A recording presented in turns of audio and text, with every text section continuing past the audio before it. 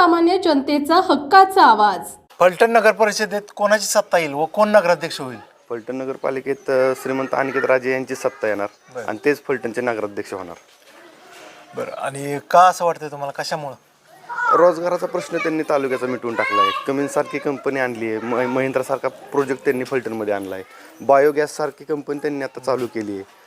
माणसांना पाणी नव्हतं, महाराज साहेबांच्या माध्यमातून पाणी आले. म्हणजे तालुक्याचा भरपूर विकास केलेलाच आहे ना महाराज साहेबांच्या माध्यमातून. आता अनिकेत राजे आलेत राजकारणात. शिक्षण संस्था चांगली आहेत, इंजिनिअरिंग कॉलेज आणले, शेतीशाळेत शेती महाविद्यालय आहे, परत ज्युनियर कॉलेज आणले, नर्सिंग कॉलेज आणले. फलटणमध्ये शिक्षण संस्था पण त्यांनी वाढवल्यातच ना. तुम्ही आज जर विरोधकांचं बघायला गेला तर त्यांना डेअरीसारखा प्रोजेक्ट त्यांना चालवता आला नाही. त्यांची शाळा एक मल्टनमध्ये, त्या शाळेत कुठलेही कोणीही ॲडमिशन घेत नाही. म्हणजे पट असतो आपला 25 ते 30चा, एका वर्गात गेलं तर 4 ते 5 विद्यार्थी असतात. म्हणजे विरोधकांकडे काय आहे? काहीच नाही आहे. राजेंकडे संस्था आहेत, दवाखाने आहेत, सर्व गोष्टी तर राजेंनी आणल्यात ना, अवेलेबल केल्यात ना फलटणला. म्हणून राजे आणि सुसंस्कृत राजे आहेत. बरं, निवडणूक प्रचारात आता सध्या जरा दहशतीचा मुद्दा गाजतोय, तर काय सांगाल या दहशतीबद्दल? बघा ना, काही तालुक्यात झालं 5 वर्षात.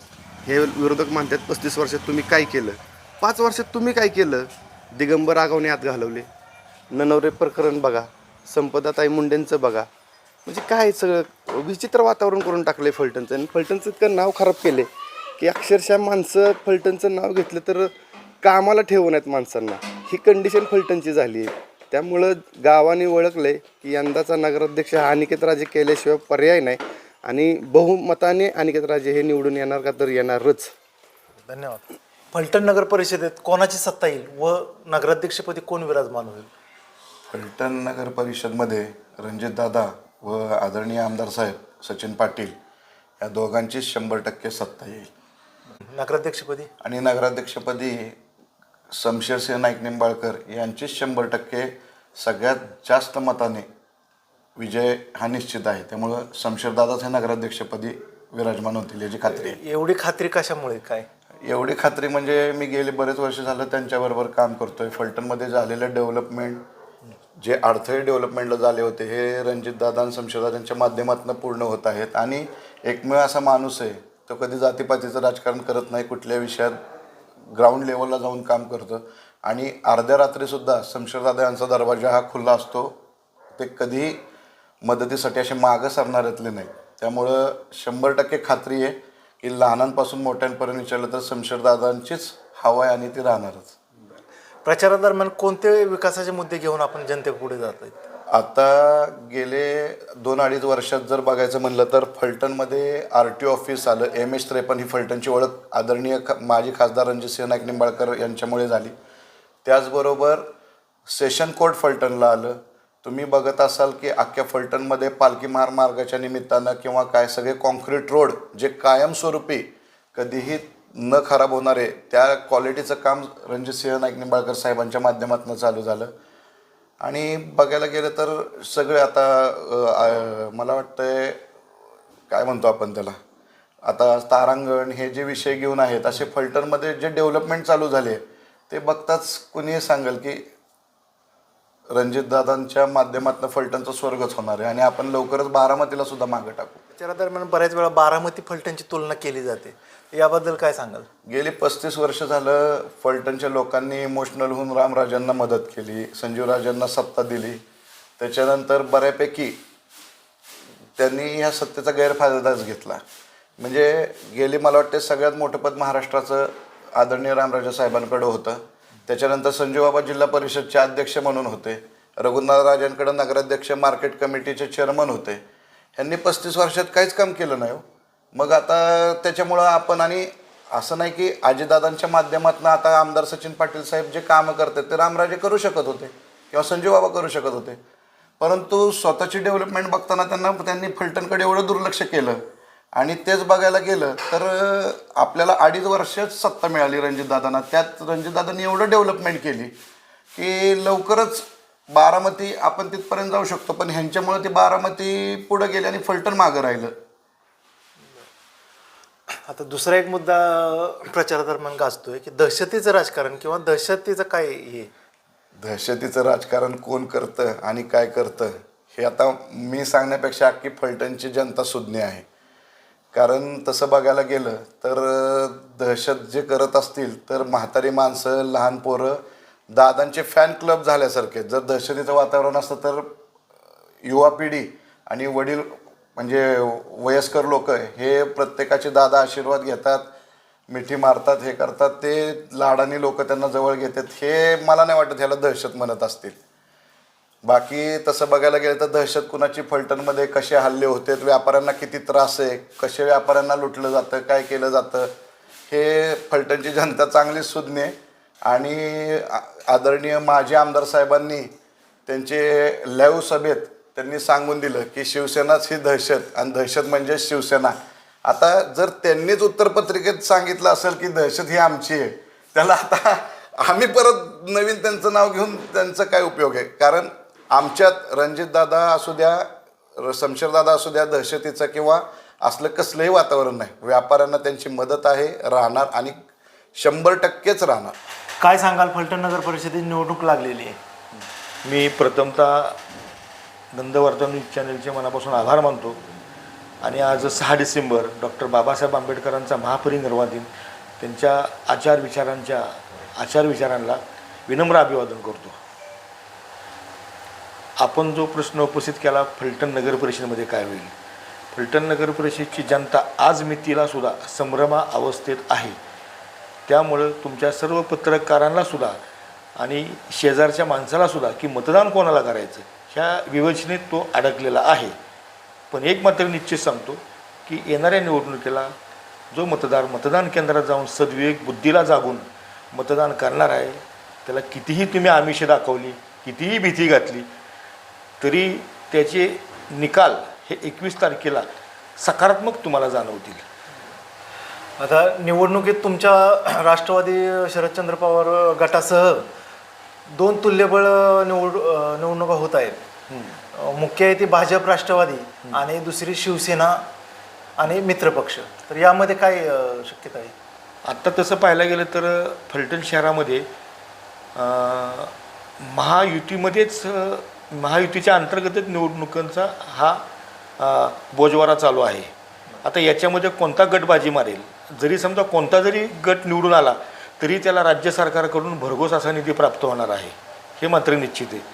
राहिला विषय आता आमच्या राष्ट्रवादी काँग्रेस पक्ष शरद पवार गटाचे आमचे 7 उमेदवार आणि इतर मित्रपक्ष असे 4 असे मिळून आम्ही 11 लोक या फलटण नगर परिषदेच्या स्थानिक स्वराज्य संस्थेच्या निवडणुकीत उभी केलेली आहेत. त्याच्यामध्ये आमची साधारणतः 3 ते 4 लोक निवडून येण्याची दाट शक्यता आहे. आता राहिला विषय वरच्या मुख्य पदासाठी म्हणजे नगराध्यक्षपदासाठी सुद्धा जनतेने आपल्या मनातला नगराध्यक्ष तयार ठेवलेला आहे. मला आत्ताच ते नाव या ठिकाणी जाहीर करणं किंवा निवडून येईल असं भाकीत करणं उचित नाही वाटत. आणि तुमच्या आतल्या मनातला जो तुम्ही मला प्रश्न उपस्थित करणार आहात की तुमचा वरच्या उमेदवारासाठी कोणाला पाठिंबा असेल, तर या संदर्भात आपल्या जिल्ह्याचे सुपुत्र आणि आमच्या पक्षाचे प्रदेशाध्यक्ष माननीय शशिकांत शिंदेसाहेब आणि फलटण शहर अध्यक्ष आता जे उमेदवार आहेत आमिरबाई शेख, राजाभाऊ निकम, पाटील, शंभूराजे खलाटे असे आम्ही एकत्रित बसून निश्चितपणे एक चांगला निर्णय घेणार आहोत. हे फलटणकरांना एक 4 ते 5 दिवसामध्ये दिसून येईल. दहशतीचा मुद्दा सध्या गाजत आहे निवडणूक याच्यात, तर काय सांगाल? फलटणमध्ये दहशत आहे का? फलटणमध्ये दहशत नेमकी कोणाची हे काय सांगण्याची नव्याने गरज नाही आहे. प्रशासकीय कामात गेला तरी दहशत आहे. त्याचंच आज आपण संपूर्ण उदाहरण संपूर्ण महाराष्ट्राने पाहिलं. नगरपालिकेच्या एका सामान्य कुटुंबाचा उमेदवार नॉमिनेशन दाखल करत असताना त्याला जो त्रास झाला आणि त्याचे परिणाम 2 तारखेची निवडणूक 20 तारखेवर गेली, हा जो दुर्गामी परिणाम झाला यामुळे जे फलटणचं अनेक क्षेत्रात नाव बदनाम होत चाललेलं आहे. आता मागच्या वेळी जी घटना घडली ते आता न्यायप्रविष्ट असल्यामुळे मला त्याचा नामोल्लेख करायचा नाही. नुकतंच आता नगरपालिकेच्या संदर्भात सुद्धा प्रशासनसुद्धा इतकं हातबल का झाले, कोणाच्या इशाऱ्यावर काम करते, असा माझ्यासारखा सर्वसामान्य कार्यकर्त्याच्या मनामध्ये एक प्रश्न आणि मुद्दा उपस्थित होते. मग याला जबाबदार कोण? अनेक वेळा अनेक ठिकाणी आपण पाहिलेले प्रशासनात लुडबुड होती. माझ्यासुद्धा काही कामानिमित्त अधिकाऱ्यांशी गेल्यावरती काही गोष्टी निदर्शनास ही येतात. दहशत कोणाची आहे? मग ही दहशत नावच घ्यावा असं काय उल्लेख आहे का? दिसते सगळं लोकांना, आणि लोक दहशतीला भीक घालणार नाहीत एवढा ठामपणे सांगतो तुम्हाला. 21 तारखेच्या निकालामध्ये कोण कुठं दहशत करते, कोणाचे काय याचे लागेबांधे आहेत हे तुम्हाला 21 तारखेच्या निकालात स्पष्ट होईल. दहशत कोणाचे याचं नाव सांगत नाही, पण फलटणमध्ये दहशत आहे हे मान्य करतात. मान्य आहे, मान्य आहे. मग ती दहशत कशा पद्धतीची आहे?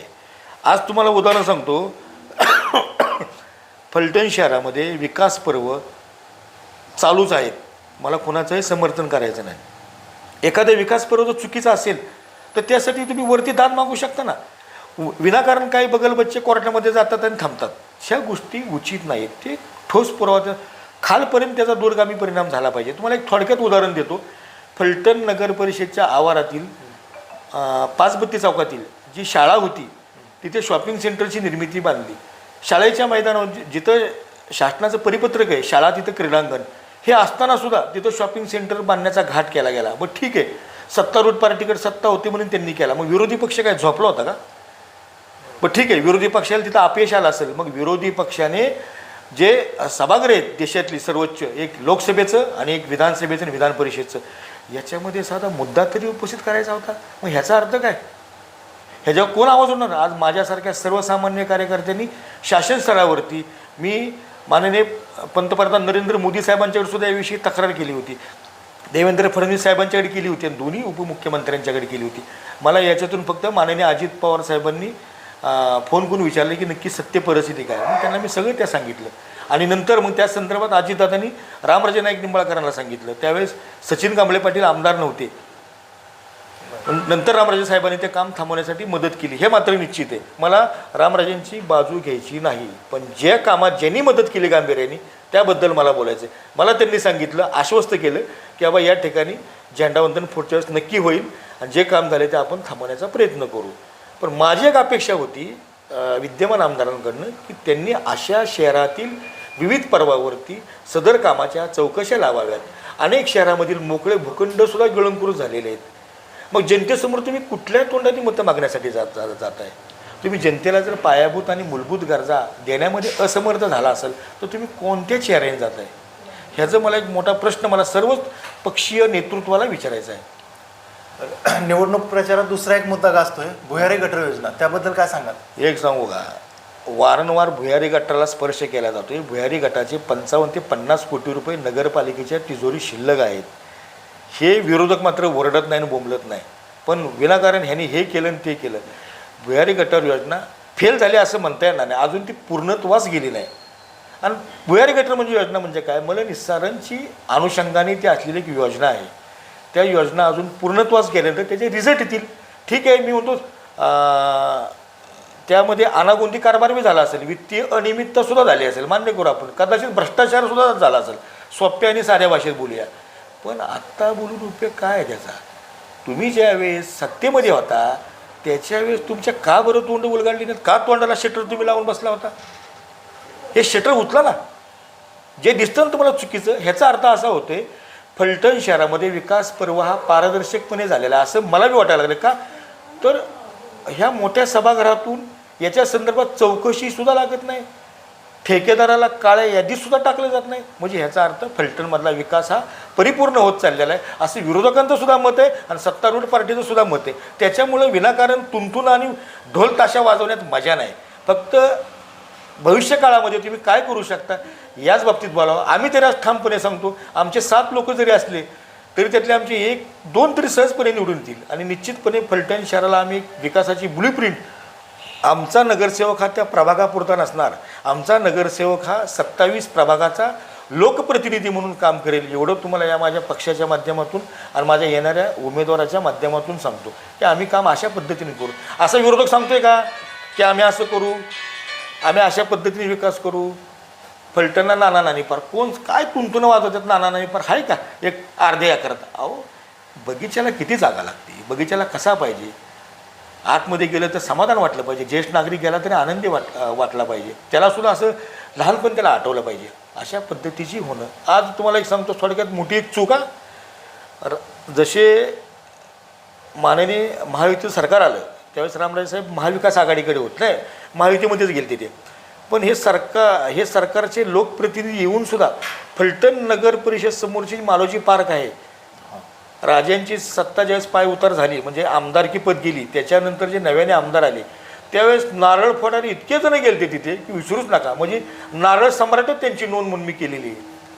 तुम्ही एका बाजूने म्हणता की त्यांनी मोकळ्या जागा आरक्षित ज्या होत्या त्या ठेवल्या नाहीत, मग तुम्ही तिथं नारळ का फोडून तिथं 5 कोटी रुपये बिनकामाची वाया घालवता तुम्ही तिथं जर मोकळी जागा ठेवली असती तर तिथं नागपंचमीला व्यापारी वर्ग बसला असता, तिथं दिवाळीला आकाशी दिवे कुंभार समाजाची लोक विक्रीला बसले असते, गणपती विक्रीला आले असते आणि जर एखादा मोठा कार्यक्रम असेल त्या परिसरात तर पार्किंगसाठी सोय झाली असती. पण हे न करता नुसतं शॉपिंग सेंटर, दिसली जागा मोकळी की शॉपिंग सेंटर, म्हणजे जी गाळेबाबाची जी संस्कृती या फलटणला निर्माण होऊ लागलेली ती कोण बंद करणार. मग त्यासाठी मी जनतेला आवाहन करीन की राष्ट्रवादी काँग्रेस पक्षाचे 7 उमेदवार निवडून द्यावेत की ही असली आपाप संस्कृती आम्ही हद्दपार करू. राहिला विषय वरच्या पदासाठी लोकांनी निर्णय घेतलेला आहे. मी त्याबद्दल आताच अगोदरच मी सांगितलं की त्याबद्दल आताच भाकीत करणं उचित नाही आणि ते तुम्हाला 21 तारखेला निश्चितपणे दिसेल. फलटण नगर परिषदेत कोणाची सत्ता येईल व कोण नगराध्यक्ष होईल? सत्ता तर खऱ्या अर्थानं आता सत्ताच आलेली आहे. खासदार रणजित नाईक निंबाळकर यांची सत्ता आलेली आहे असं गृहीत धरून चालायचं आहे. असं कशामुळे वाटतं तुम्हाला? फलटण शहरामध्ये आपण जो बघताय तो गेल्या 30 वर्षापासून विरोधी गटाने कसलाही विकास केला नाही, परंतु फलटणमध्ये 2.5 वर्षाच्या कार्यकाळामध्ये खासदार रणजित नाईक निंबाळकर यांनी रेल्वे आणली, त्यानंतरून सेशन कोर्ट आणलं, त्यानंतरून RTO ऑफिस आणलं, पुणे पंढरपूर फलटण हायवे रोड केलेला आहे. अशी अनेक विकास कामे जी फलटणकरांना अतिशय गरजेची होती ती विकास कामे या ठिकाणी त्यांनी 2.5 वर्षाच्या कार्यकाळामध्ये केलेली आहेत. इथून पुढचे जर 5 वर्ष त्यांना मिळाले फलटण डेव्हलपमेंट करण्यासाठी तर निश्चितपणाने जे 2 भाऊ आहेत खासदार रणजित नाईक निंबाळकर आणि शमशेरसिंह नाईक निंबाळकर निश्चितपणाने फलटणचा विकास करतील. सध्या फलटणमध्ये दहशतीचा मुद्दा गाजतोय, काय सांगाल याबद्दल? आता आपण बघितलं होतं की खरंच म्हणजे खूप महत्त्वाचा प्रश्न आहे दहशती संदर्भातला.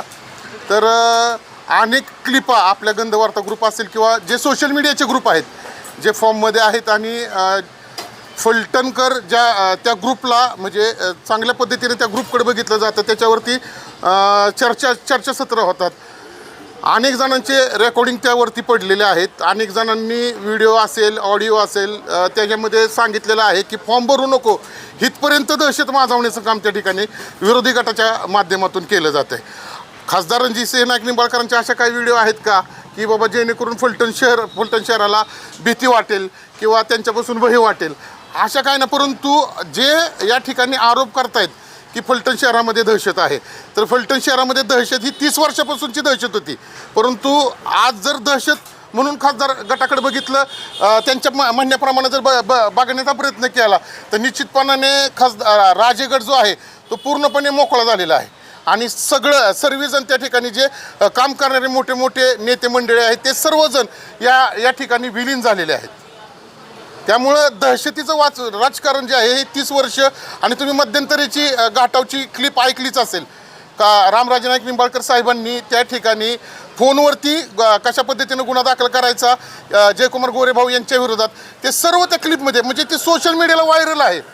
आणि जे ननावऱ्यांसंदर्भात जे काही ते सांगतायत त्या ननावऱ्यांना त्यांनीच आगवणे आणि आता जो डॉक्टर महिलेचा मुद्दा काढला होता. हो आता एक मुद्दा मी क्लिअर करतो. गेल्या 10 वर्षापूर्वी जे ननवरे दाप्त्यांनी आत्महत्या केली, परंतु त्या ननवरे दाप्त्यांवरती स्थानिक गुंडांना त्या ठिकाणी पाठवून रामराजे नाईक निंबाळकरांनी त्यांना त्रास दिला असं न्यूजपेपरला सुद्धा आलं होतं. राहिला मुद्दा आपल्या भगिनीच्या जे दवाखान्यामधील डॉक्टर होत्या संपदाताई मुंडे म्हणून, तर निश्चितपणाने आपल्या सर्व फलटणकरांना माहीत आहे की ती झालेली जी घटना आहे ती निंदनीय आहे, दुर्दैवी आहे. परंतु त्याच्या मागचं जे काही सांगितलं जातं आहे ते चुकीच्या पद्धतीने लोकांना सांगितलं जातं आहे. त्याच्यामध्ये जे प्रमुख 2 आरोपी आहेत ते अटक झालेले आहेत. पोलीस प्रशासन, फलटण शहराचं पोलीस प्रशासन असेल, SP सर असतील, हे त्यांच्या पद्धतीने ते चांगले काम करतात. कुठलाही अधिकारी ज्यावेळेस सांगितलं जातं की पोलीस प्रशासन काम करत नाही, परंतु माझ्या माहितीप्रमाणे माझ्या अनुभवाप्रमाणे कोणताही शासकीय अधिकारी म्हणतो मी, पोलीस अधिकारी नंतर धरूया, पण कोणताही शासकीय अधिकारी कोणत्याही राजकीय नेत्याचं ऐकून त्याची नोकरी दावावर लावू शकत नाही. तो त्याच्या चौकटीत राहूनच काम करतो. भले मग राष्ट्रपतीचा पंतप्रधानाचा जरी त्या ठिकाणी फोन आला आणि एखाद्या केसमध्ये जर त्यांना सांगितलं चुकीच्या पद्धतीनं तुम्ही कारवाई करा, तसं केलंच जात नाही आणि होत सुद्धा नाही. कारण त्यांना त्यांचे उत्तरं पुढे द्यावी लागतात. हा देश संविधानावर चालतो. हा देश राजेशाहीवर चालत नाही. हा देश लोकशाहीवर चालतो. त्यामुळं भयभीत वातावरण करायचं जे काम आहे ते गेल्या 30 वर्ष राज्यघटनेने केलेलं आहे. दुसरा एक मुद्दा का असतोय भुयारी गटर योजनेचा त्या संदर्भात. सर, आपण भुयारी गटारासंदर्भातला जो प्रश्न विचारला, निश्चितपणानं खरंच तो पहिला मुद्दा मीच मांडला होता भाषणामध्ये मंगळवार पेठेमध्ये, की 128 कोटीचं ते 130 कोटीचं जे भुयारी गटर आहे ते अक्षरशः चोरीला गेलेलं आहे. आपण एक मकरंद अनासपुरेंचा पिक्चर बघितला असेल, वीर चोरीला गेली, तसं फलटण शहरातलं भुयारी गटर हे चोरीला गेलेलं आहे. आणि खऱ्या अर्थानं म्हणजे आपण ज्या ठिकाणी ती भुयारी गटर ज्या ठिकाणी केलेलं आहे त्याचा आउटलेट, त्याचा इनपुट कुठं आहे का आहे ते फक्त त्यांनी दाखवावं. ही कागदावर केलेली योजना आहे आणि हा सगळ्यात मोठा फलटण शहराचा भ्रष्टाचार आहे आणि तीच पैसे आता नगराध्यक्षपदाला वापरतात अशी शंका आहे नागरिकांमध्ये. बरं, यावर असं पण आहे, सत्ताधारी ज्यावेळेस भुयारी गटर योजना अंमलात आणत होती त्यावेळेस विरोधी गट काय करत होता? आता विरोधी गटाची त्यावेळेस संख्या कमी होती. आता मी जर त्या ठिकाणी नगरपालिकेत नगरसेवक असतो किंवा विरोधी पक्ष गटात नगरपालिकेचा नेता असतो तर निश्चितपणाने मी कोर्टात गेलो असतो. त्या संदर्भातल्या काही ज्या गोष्टी आहेत त्या गोष्टी मी लोकांसमोर मांडल्या असत्या. आता एक प्रश्न सांगतो की पाणी प्रकल्पाच्या प्रश्नावरती खूप गाजवलं जातं की सोमवारपेठ येथील 5व्या टप्प्याचा पाणी प्रकल्प आहे. त्या 5व्या टप्प्याच्या पाणी प्रकल्पासंदर्भात काल आपल्याच ग्रुपवरती चर्चा झाली की फलटण शहराला पाण्याची कमतरता लागत नाही. परंतु 5व्या टप्प्या प्रकल्पाचा जो प्रोजेक्ट तयार केलेला आहे त्या प्रोजेक्ट हा बौद्ध समाजाच्या म्हणजेच महार वतन जमिनीच्या जाग्यावरती प्रोजेक्ट तयार केलेला आहे. आणि त्या ठिकाणी असणारे जे काही शेतकरी आहेत त्या शेतकऱ्यांना त्याचा मोबदला मिळालेला नाही. त्यांना त्या ठिकाणी बोलून सह्या घेतलेल्या आहेत. निश्चितपणाने आता जे नगराध्यक्ष होतील म्हणजे आमचे शमशेर नाईक निंबाळकर नगराध्यक्ष होतील, पहिला त्या ठिकाणी ज्या जमिनी जे फलटणचं ताण बागवण्याचं काम जी जागा करते ना त्यांच्यावरती जो झालेला अन्याय आहे तो अन्यायासंदर्भात आम्ही शमशेर नाईक निंबाळकर असतील, खासदार रणजित नाईक निंबाळकर असतील यांना या गोष्टी पुराव्यानिशी आम्ही देऊन जे आमच्या बौद्ध समाजाचे महार समाजाचे जे काही जमीनधारक आहेत त्यांना त्याचा मोबदला मिळावा यासाठी प्रथमतः प्रयत्न करणार. फलटण नगर परिषदेची निवडणूक लागलेली आहे तर सत्ता कोणाची येईल व नगराध्यक्षपदी कोण विराजमान होईल? फलटण शहरामध्ये आता शिवसेना पक्षप्रमुख माननीय श्री एकनाथरावजी शिंदे साहेब यांच्या विचाराने प्रेरित होऊन सर्व शिवसैनिक तसेच नुकताच पक्षामध्ये प्रवेश केलेले राजे गटाचे संजीवराजे नाईक निंबाळकर, अनिकेतराजे नाईक निंबाळकर, रघुनाथराजे नाईक निंबाळकर यांच्या माध्यमातून शहरामध्ये शिवसेनेचं काम जोमाने चालू आहे. त्यामुळे शहराचा सर्वांगीण विकास होण्यासाठी शहरामध्ये सत्ता ही एकनाथ शिंदे साहेबांच्या मार्गदर्शनाखाली शिवसेनेकडेच राहील आणि तेव्हाच शहराचा संपूर्ण सर्वांगीण विकास होईल. नगराध्यक्षपदी कोण विजयी होईल? आता नगराध्यक्षपदासाठी शिवसेनेच्या धनुष्यबाण या चिन्हावरती अनिकेतराजे नाईक निंबाळकर उभे राहिलेले आहेत. सुसंस्कृत, अभ्यासू, उच्च शिक्षित व्यक्तिमत्व आहे. त्यांच्या घराण्याला शिवाजीराजे, मालोजीराजे यांच्यापासून रामराजे नाईक निंबाळकरांपर्यंत राजकीय असा वारसा लाभलेला आहे. त्यांचं घराण्याचं योगदान आहे या तालुक्यासाठी, या जिल्ह्यासाठी. तर शहरातली सुज्ञ जनता योग्य विचार करून अनिकेतराजे नाईक निंबाळकरांना धनुष्यबाण या चिन्हावरती बहुमताने निवडून देतील असं तर सध्या वातावरण दिसत आहे. त्या दृष्टिकोनातून शिवसेनेचे सर्व पदाधिकारी शिंदेसाहेबांच्या आदेशानुसार त्यांची ध्येय धोरणं, लाडकी बहीण योजना, अजून बरेच काही ज्या काही योजना सुरू केलेल्या आहेत त्या दृष्टिकोनातून आम्ही जनतेसमोर जात आहोत. आम्हाला उत्कृष्ट असा प्रतिसाद, उत्तम प्रतिसाद मिळत आहे. विजयी नक्कीच शिवसेना होईल एवढी अपेक्षा मी व्यक्त करतो. फलटण नगर परिषद निवडणुकीत कोणाची सत्ता येईल व कोण नगराध्यक्ष होईल? फलटण नगर परिषदेच्या होऊ घातलेल्या निवडणुकीमध्ये भारतीय जनता पक्षाची म्हणजेच रणजितदादांच्या नेतृत्वाखाली संपूर्ण बहुमत 27-0 होऊन सत्ता येईल आणि नगराध्यक्षपदी कमीत कमी 7,000 मताच्या फरकाने शमशेरसिंह नाईक निंबाळकर निवडून येतील. कशामुळे वाटतं, का असं? 35 वर्ष केलेलं नकारात्मक काम राजे गटाने केलेलं नकारात्मक काम कुठंच सकारात्मक ऊर्जा नाही आहे.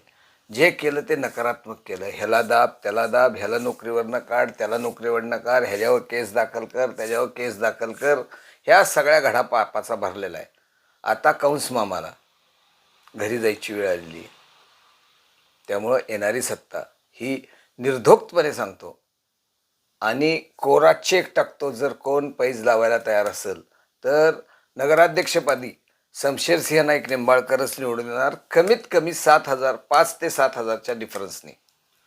प्रचारादरम्यान विकासाचे कोणते मुद्दे घेऊन आपण जनतेसमोर जाता? आम्ही जनतेसमोर जात असताना आजपर्यंत चर्चा होत होती की फलटण बारामती जिल्ह्यात जाणार.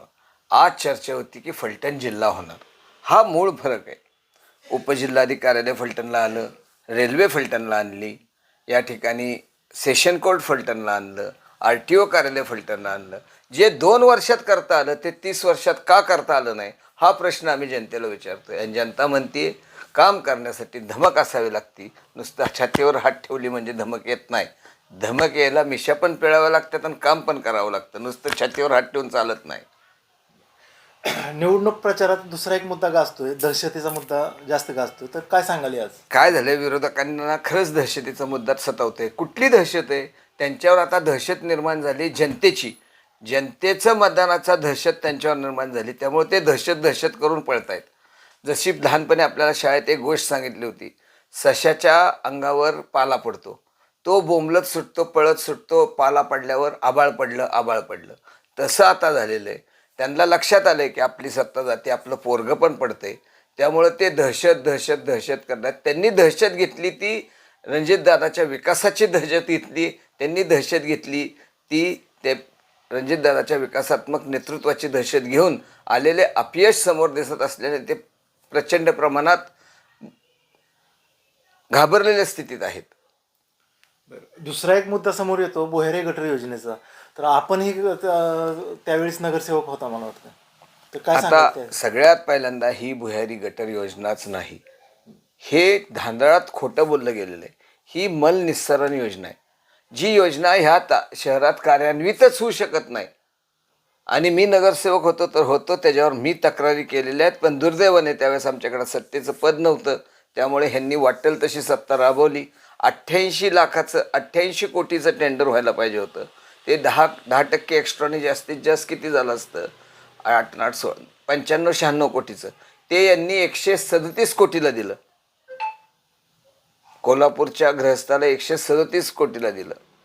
आणि हे दिल्यानंतर माहितीच्या अधिकारात कागदपत्र मागून सुद्धा यांनी कधी माहिती दिलेली नाही. आणि हे मी पुराव्यानिशी सिद्ध करतो.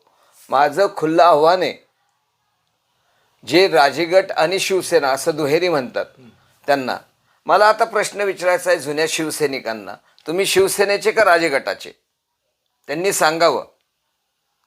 आमची राष्ट्रवादीबरोबर युती, आम्ही राष्ट्रवादीला 8 जागा दिल्यात.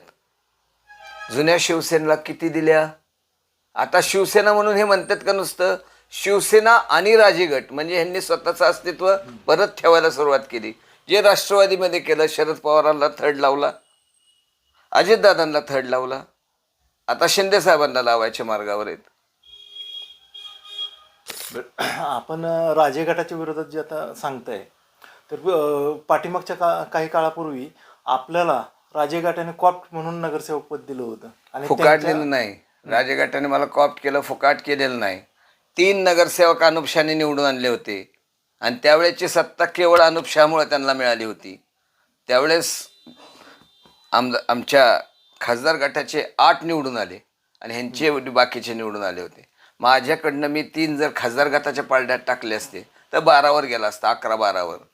तर मग काटेकी टक्कर आली असती, एकाच फरक राहिला असता. भुयारी गटर योजना त्याच कार्यकाळात, तुमच्या कार्यकाळातच झाली ना? मग त्यावेळी तुम्ही राजे गटाकडं सत्ताधारींकडे होता, मग त्यावेळेसची भूमिका कशी? त्यावेळेसही सत्ताधाऱ्याकडे असताना मी विरोध केलेला आहे. बरं, मग त्यावेळेस पण विरोध केलेला आहे आणि हो रेकॉर्डवर आहे.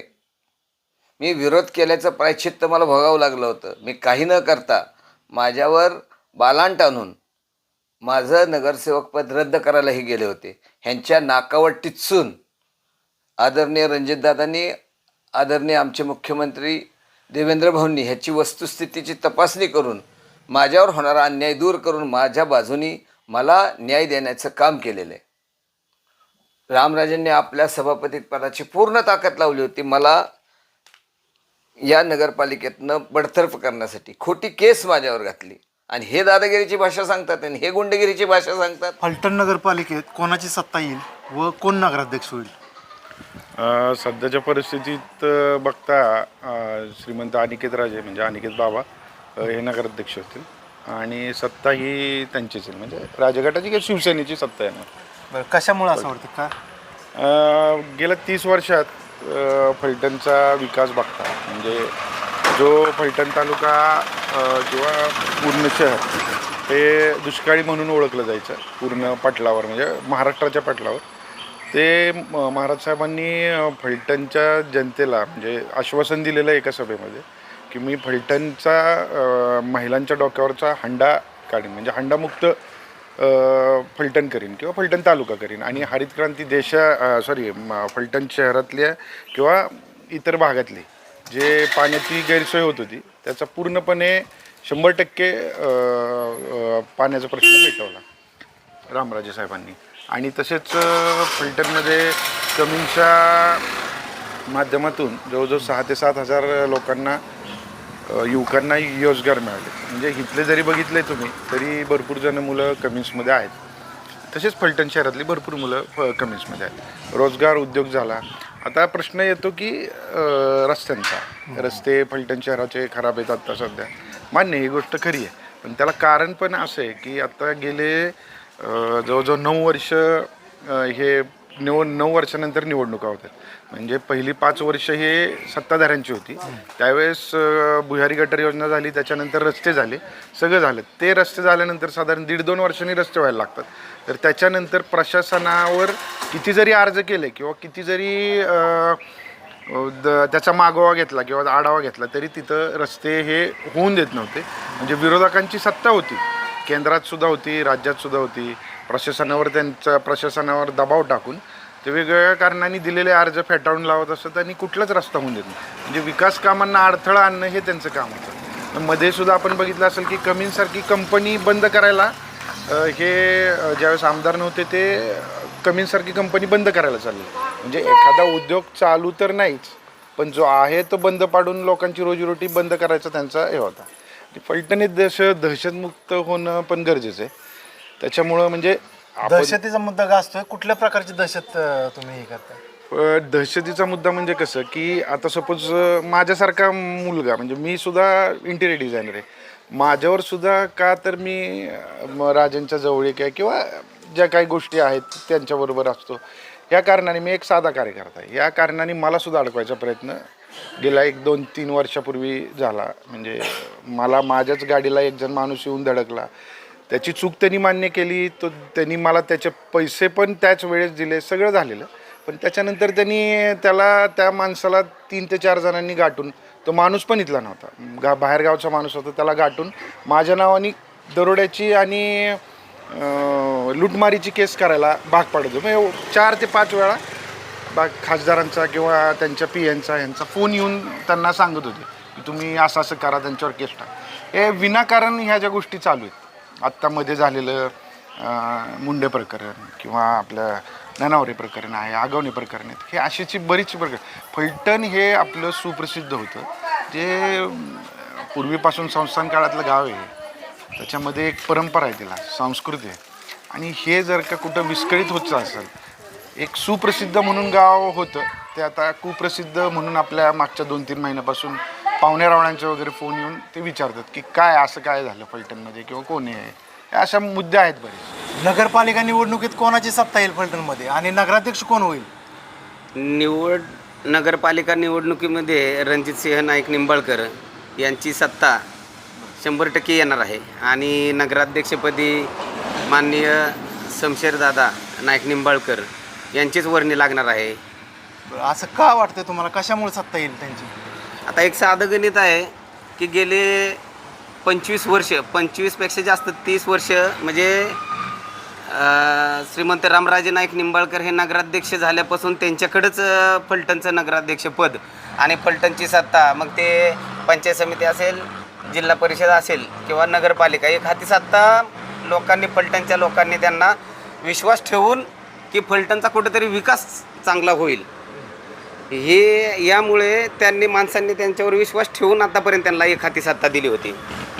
पण त्या सत्तेचं आणि त्या माणसांच्या विश्वासाचा ते विश्वासघातच त्यांनी एक प्रकारे केलेला आहे. आणि फलटणची तर अवस्था आता तुम्ही बघताय, फलटणमध्ये सगळं फुफुट्याचंच वातावरण झालेलं आहे.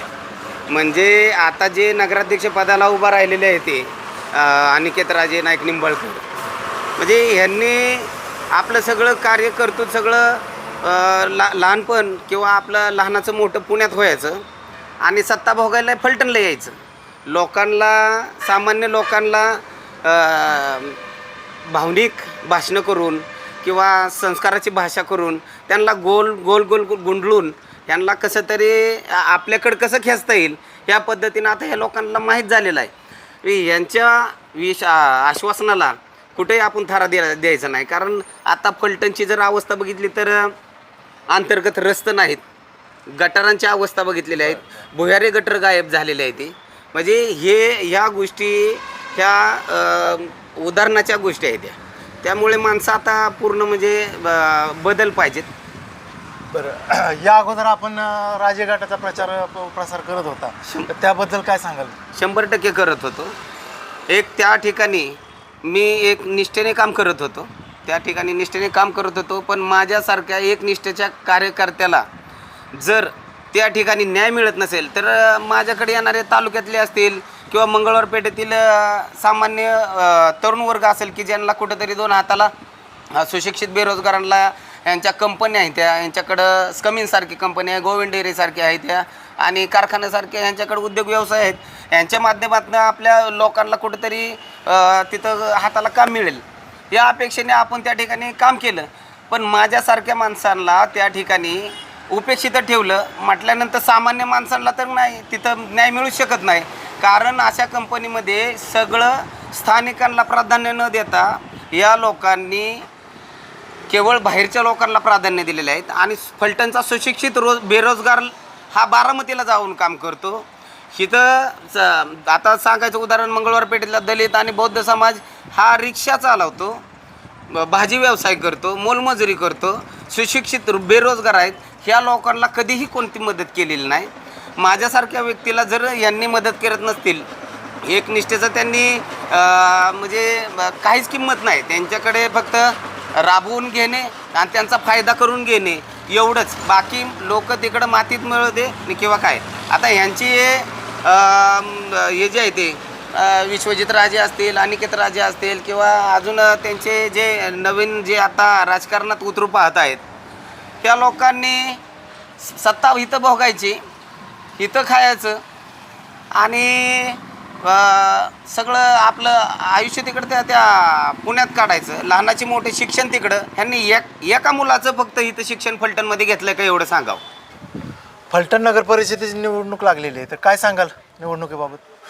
नमस्कार. शिवसेना उद्धव बाळासाहेब ठाकरे पक्षाच्या वतीनं यंदा फलटण नगर परिषद इलेक्शनमध्ये आपण प्रभाग क्रमांक 5 आणि प्रभाग क्रमांक 7 या ठिकाणी आपण उमेदवार रिंगणात उतरवले आहेत. तर आता इलेक्शन लांबणीव पडलंय, निश्चितच ह्याचा फायदा उमेदवारांना होतोय आणि नगराध्यक्ष पदाच्याही उमेदवारांवरती ह्याचा परिणाम निश्चित होणार आहे. त्याचबरोबर जे काही फलटणमध्ये आम्ही आता फिरतोय वॉर्ड क्रमांक 5 मध्ये, तर त्याच्यामध्ये ज्या मूलभूत गोष्टी आहेत, रस्त्याची निकृष्ट दर्जाची कामं म्हणा किंवा अंडरग्राऊंड गटाराची पण जे काही झाकणं बिकणं रस्त्याच्या वरती झालेली आहेत, म्हणजे निकृष्ट दर्जाचं काम झालंय, तर त्याच्यावरती आम्ही सगळ्यात पहिलं काम करणार आहे. प्रभाग क्रमांक 7 मध्ये तुम्ही कुंभारभट्टीचा एरिया धरा, गोसावी वस्ती धरा, तिथं कसलाही विकास पोहोचला नाही. म्हणजे जिथं अर्थकारण वापरलं जातं इलेक्शनमध्ये, मतांची विक्री केली जाते किंवा जेवणं, दारूच्या बाटल्या जिथं प्रलोभनं दिली जातात, तिथं विकास पूर्ण खुंटला आहे. कारण 5 वर्षात परत उमेदवार त्या भागात फिरकत नाही.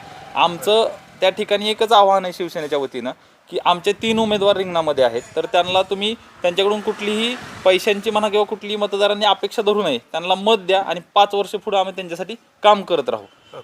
याचबरोबर हनुमान नगर जर भाग गेला आपण बघितला किंवा संत बापूदास नगर, तर ह्याच्याकडे तर पूर्ण उमेदवारांचं दुर्लक्ष आहे. यापूर्वीच्याही जे काही गटाचं कुणाचं जे काही तिथं प्रस्त होतं त्यांचंही पूर्ण दुर्लक्ष आहे. तिथं रस्ते म्हणा किंवा लाईटची सोय म्हणा किंवा हायमास सारखी छोट्या छोट्या मूलभूत गोष्टी आहेत, त्याच्याकडे पूर्ण दुर्लक्ष आहे. तर त्याच्यावरती आम्ही प्रामुख्याने काम करणार आहे. कुठले विकासाचे मुद्दे घेऊन तुम्ही जनतेसमोर जाताय, म्हणजे विजन काय आहे? विकासाच्या मुद्द्यात आता बघायला गेलं तर दोन्ही गट सांगतायत की आम्ही एवढा विकास केला, असा निधी आला वगैरे हे ते, म्हणजे निधी तर येतोय, विकास अडतोय कुठं की जे कॉन्ट्रॅक्टर लॉबी जी पोचली आहे गटांनी आणि ती कॉन्ट्रॅक्टर निकृष्ट दर्जाचं काम करतात, त्याच्यामुळे विकास दिसत नाहीये. म्हणजे सातत्याने तीच डांबरीकरण होतंय, तिथंच तेच कामं रिपीट केली जातात, पण निकृष्ट दर्जाची असल्यामुळे ती काय फार काळ टिकत नाहीत आणि त्यामुळे आपल्याला फलटणमध्ये विकास दिसत नाही. निधी भरपूर आलाय पण विकास दिसत नाही आणि त्याच्यावरून आम्हाला नगरपालिकेच्या माध्यमातून ह्याच गोष्टीवर आम्हाला अंकुश ठेवायचा की नगरपालिका ही भ्रष्टाचार मुक्त करायची, कॉन्ट्रॅक्टरांकडून क्वालिटीची कामं करून घ्यायच्यात, म्हणूनच आमचे उमेदवार रिंगणात आहेत. चांगला मुद्दा मांडला यांनी. तर नगराध्यक्ष पदाचं आपली काय भूमिका असेल? नगराध्यक्ष पदाच्या बाबतीमध्ये आता महाविकास आघाडी म्हणजे शरदचंद्रजी पवार साहेबांचा पक्ष आणि शिवसेना उद्धव बाळासाहेब ठाकरे पक्ष यांचा काही कुठलाही उमेदवार रिंगणात नाही आहे. त्याबाबत आमची तटस्थ अशी भूमिका आहे की जो काही निर्णय आहे ते फलटणकर याबाबत घेतील. धन्यवाद. फलटण नगर परिषदेत कोणाची सत्ता येईल व कोण नगराध्यक्ष होईल? तसं म्हणायला गेलं तर फलटण नगर परिषदेमध्ये रामराजेंचीच सत्ता येईल, शिवसेनेचीच सत्ता येईल आणि नगराध्यक्ष अनिकेत राजेच होतील. का असं वाटतंय? काय अनिकेत राजे जरा नगराध्यक्ष पदाला सजेस असं व्यक्तिमत्व आहे आणि अनिकेत राजेंकडे तरुणांना योग्य ते मार्गदर्शन देण्यासारखं नॉलेज आहे आणि दुसरी गोष्ट तरुणांच्या हातांना रोजगार देण्याची त्यांच्याकडे भरपूर अशा संधी आहेत. आज फलटण तालुक्यात येऊन ठेपलेलं कमिन्स आहे, फलटण तालुक्यात येऊन असलेलं आत्ता महिंद्रा कंपनीचं वेअरहाऊस अनिकेत राजेंच्या नेतृत्वात चालू आहे. तिथे 200-300 मुलं आत्ता कामाला आहेत. अजून काही पुढच्या 1 वर्षात बायोगॅस म्हणून तिरेकवाडीला बायोगॅस कंपनी अनिकेत राजेंच्या नेतृत्वात चालू होते. तिथे हजारो तरुणांना रोजगार निर्माण होणार आहे. मग इकडे 2-3 हजार मुलांना तरुणांना ह्या तालुक्यात संधी निर्माण होणार आहे रोजगाराची. त्यामुळे अनिकेत राजे हे नगराध्यक्ष पदाला साजेसं असे उमेदवार आहेत आणि नगराध्यक्ष तेच होतील असं आमच्यासारख्या तरुणांना वाटत आहे.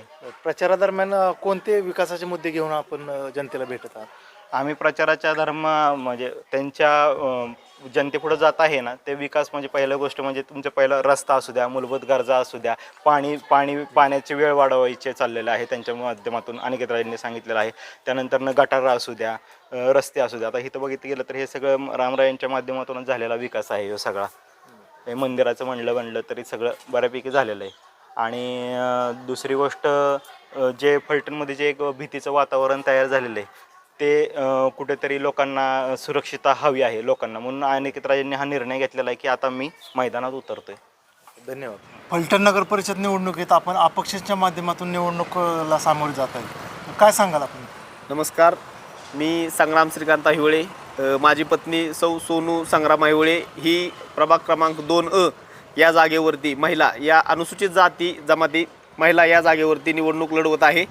आणि मी अपक्ष निवडणूक लढवायचं कारण एवढंच की जनतेचीच मागणी आली होती की आम्हाला असा उमेदवार द्या की ज्याची पार्श्वभूमी गुन्हेगारी नसावी, ज्याची पार्श्वभूमी 2 नंबर व्यवसायाशी निगडीत नसावी आणि ज्याला समाजाबद्दल थोडं काही वाटतंय अशी समाजातून मागणी आली होती. आणि आम्ही गेले 3-4 वर्ष समाजात बऱ्यापैकी काम करत आहे. काम सांगायचं झालं तर रविवार पेठ येथे आम्ही, जरी तो भाग आत्ता आमच्या प्रभागातून प्रभाग क्रमांक 2 मधून तोडला असेल तरी त्या ठिकाणी आपण गणेशोत्सव मंडळासाठी एक स्टेज भेट दिलेलं होतं जे की परमनंट स्वरूपाचं होतं. त्यानंतरनं भारतरत्न डॉक्टर बाबासाहेब आंबेडकर नवीन समाज मंदिराच्या समोर एक आपण जे शौचालय आहे त्या शौचालयाला सॅनिटरी मशीन भेट दिलेली होती.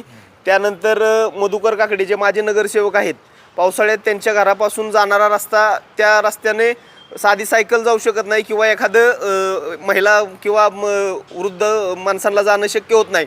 त्या रस्त्यावर मी माझ्या स्वतःच्या खर्चाने मुरुम टाकून त्याचं मुरुमीकरण करून दिलेलं आहे. किंवा अशी छोटी मोठी आम्ही दवाखान्यांना मदत करत असतो. म्हणजे अशा या गोष्टी आपल्याला बोलायच्या नाहीत, परंतु आपण जे काम केलं आहे ते समाजापर्यंत पोचणं गरजेचं आहे आणि आपल्या माध्यमातून ते काम समाजापर्यंत पोचावं. आणि या सर्व गोष्टींचा विचार केल्यानंतरनं समाजातूनच आमच्या उमेदवारीसाठी आग्रह आला की बाबा ठीक आहे, 2 वेगवेगळ्या ठिकाणी उमेदवारी गेलेल्या आहेत तर तुम्ही स्वतः भरा, आम्ही समाज म्हणून तुमच्या पाठीशी उभा राहतो. आणि मी शेवटच्या टप्प्यात एकतर आम्हाला वेळ कमी मिळालेला होता, चिन्ह उशिरा मिळाल्यामुळं, परंतु जे आम्ही 3 दिवस प्रचार केला त्या 3 दिवसाच्या कालावधीत आम्हाला समाजातून असं जाणवलं की खरोखरच आपण आपलं काहीतरी समाजाला देणं आहे आणि आपण आपल्या माध्यमातून किंवा मी कोणाचं काम करतो, कोणाच्या गटाचं काम करतो हे सगळ्यालाच माहीत आहे. उद्या जरी भविष्यात मला जरी समाजाने नेतृत्व करायची संधी दिली किंवा काम करायची संधी दिली तरी मी कोणाकडे जाणार आहे आणि कोणाकडे जाऊन काम यालाच करणार आहे. धरून एक मुद्दा पुढे येतो की आपण राजे गटाचे कट्टर समर्थक म्हणून बरोबर आहे बरोबर आहे तरी देखील आपण बंडखोरी का केली? बंडखोरी म्हणता येणार नाही सर. समाजातूनच ज्या वेळेस मागणी येते की बाबा आम्हाला दिलेला उमेदवार मान्य नाही असं नाही मी म्हणणार, परंतु ते निकाला वेळेस कळेल मान्य आहे का नाही मान्य, परंतु दिलेल्या उमेदवाराविषयी नाराजगी जाणवली आणि त्यांचं समाजाचं म्हणणं असं आलं की तुम्ही थांबा गेले कित्येक वर्ष झालं, म्हणजे 2-3 वर्ष झालं तुम्ही समाजात काम करताय, तर तुम्ही थांबा, आम्ही समाज म्हणून आमचं काम आहे की सुशिक्षित उमेदवार असावा. माझी पत्नी सोनू संग्राम आयवळे ही खेळाडू आहे हॉकीची, मुदुजी महाविद्यालय फलटणीतून तिनं शिक्षण घेतलेलं आहे BAचं आणि TC कॉलेजला MA पहिल्या वर्षासाठी ती शिक्षण घेत आहे. तरी समाजातूनच असं ज्यावेळेस मागणी येते की सुशिक्षित असावा, त्याला समाजाची जाण असावी, मग त्या समाजाच्या आग्रहाखातीर आम्ही निवडणूक लढवायचा निर्णय घेतलेला आहे. निवडणुकीदरम्यान एक दहशतीचा मुद्दा गाजतोय, तर त्याबद्दल काय सांगाल? 100% निवडणुकीच्या दरम्यान दहशत आहेच, प्रचंड दहशत आहे फलटणमध्ये. कारण की विषय असा आहे की आम्हालाही फिरताना तर आम्ही अपक्ष म्हणून आहे, तर आम्हाला फिरताना दोन्ही गटांकडून प्रेशराईज होत असते. त्यातली त्यात दहशत कोण करतंय हे अख्ख्या फलटणलाच माहिती आहे. आणि ही दहशत जर मोडून काढायची असेल तर एक चांगलं सुजाण नेतृत्व फलटण नगर परिषदेला मिळावं आणि त्याच्या माध्यमातून फलटण नगर परिषदेचा आणि संपूर्ण फलटण शहराचा विकास व्हावा. एक वेळ विकास कमी झाला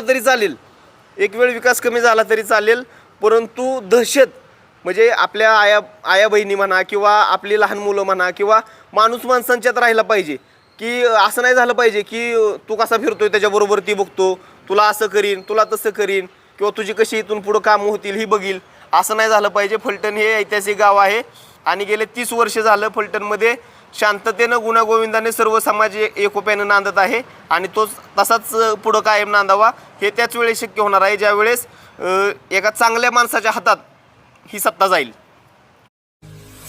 आपल्या भागातील महत्त्वाच्या आणि ताज्या बातम्या पाहण्यासाठी गंधवार्ता न्यूज चॅनलला यूट्यूबवर सबस्क्राईब करा आणि बेल आयकॉन प्रेस करा.